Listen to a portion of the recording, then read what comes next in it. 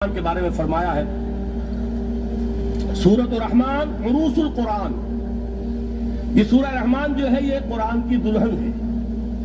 جیسے دلہن کو آپ خوشنما لباس پہناتے ہیں، آراستہ پیراستہ اس کو گہنے اور اس کو زیور پہناتے ہیں، تو جس طریقے سے سجاتے ہیں آپ دلہن کو، اللہ تعالیٰ نے ایک سورت قرآن مجید میں یہ ایسی رکھی ہے سورہ رحمان کہ اسے خوب سجایا ہے. اس میں الفاظ کا در و بست، اس کا اپنا ایک ڈیوائن میوزک ہے. وہ تو اللہ تعالیٰ قراء جو ہے خاص طور پر مصر کے قراء، اللہ تعالیٰ ان پر رحمت نازل فرمائے، ان کی خطاؤں سے درگزر کرے. جس طرح قرآن کے انٹرنسک میوزک کو انہوں نے واضح کیا ہے.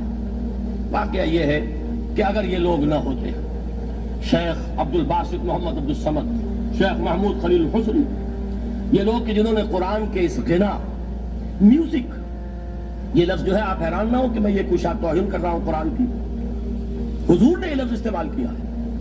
تغنو، اس قرآن کو اچھی سے اچھی خوشلحانی کے ساتھ پڑھو.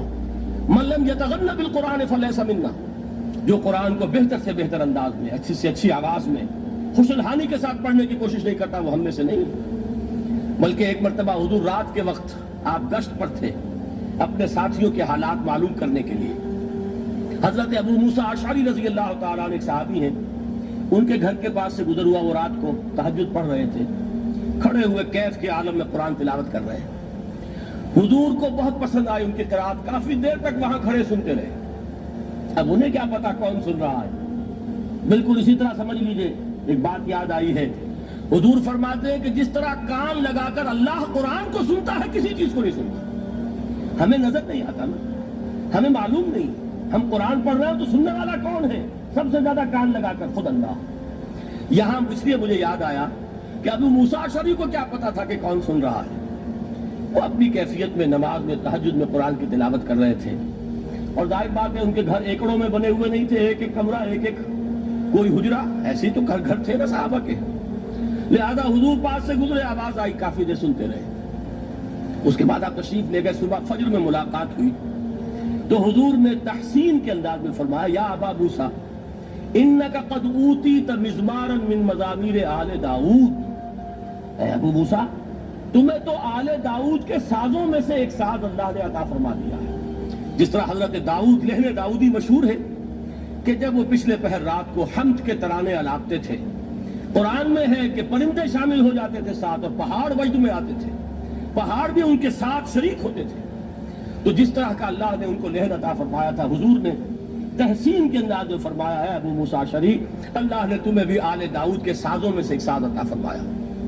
بہرحال قرآن مجید کا جو یہ میوزک ہے، قرآن کے الفاظ کا جو حسن ہے، جہاں تک حسن معنوی ہے وہ تو ہر لفظ میں ہے، لیکن یہ حسن ظاہری، حسن صوتی، حسن لفظی، یہ اپنے کلائمیکس پر آپ کو نظر آئے گا سورہ رحمان میں. لیکن قرآن میں یہ سورت اس اعتبار سے بھی ممتاز ہے، اس کی 4 آیات پر ذرا توجہ کریں گے، عجیب حقائق سامنے آئیں گے. جہاں یہ قرآن مجید کے حسن صوت اور حسن لفظی کی معراج ہے، وہیں اس کی پہلی 4 آیات میں 4 چوٹی کی چیزوں کا ذکر ہے، سب سے اونچی چیزیں. پہلی آیت کیا ہے؟ الرحمن. ایک آیت ہو گئی. رحمان کیا ہے؟ اللہ کا نام ہے. کبھی آپ نے غور کیا اللہ کے ناموں میں سب سے پیارا نام کون سا ہوگا؟ رحمان. کیوں؟ اس کا مادہ کیا ہے؟ رحمت. ہمیں سب سے بڑھ کر جس چیز کی ضرورت ہے وہ کیا ہے؟ رحمت خدا بندی. نام اچھی طرح سن لیجئے اس حضور کے قول کو. حضور فرماتے کوئی شخص جنت میں مجرد اپنے عمل کی بنیاد پر داخل نہیں ہو سکے گا جب تک کہ رحمت خدا بندی دستگیری نہ کرے. کسی صحابی نے بڑی ہمت اور جرأت کا ثبوت دیا کہ پوچھ لیا، کیا حضور آپ بھی؟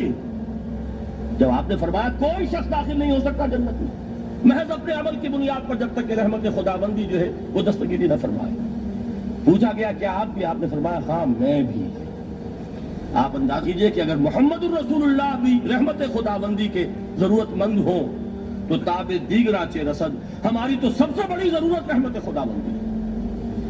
اب یہ رحمت جو ہے قرآن مجید میں اللہ تعالیٰ کی یہ شان 2 الفاظ کے ذریعے سے آتی ہے، رحیم اور رحمان.